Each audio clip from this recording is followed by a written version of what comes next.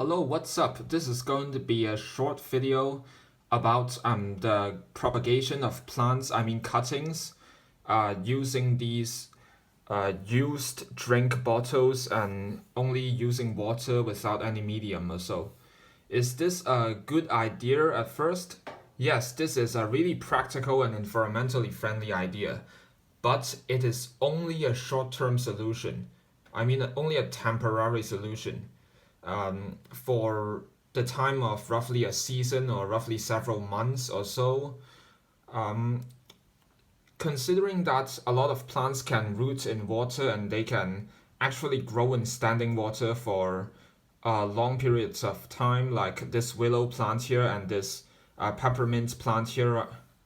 But I still not recommend you to grow them for long periods of time in just water. Yes, they can definitely survive in this way. These plants, they are really adaptable and robust, but I'll eventually have to move them into soil one day because if they stay in water for way too long, then they're gonna end up being really unhealthy. Since plants, they eventually are gonna need some soil.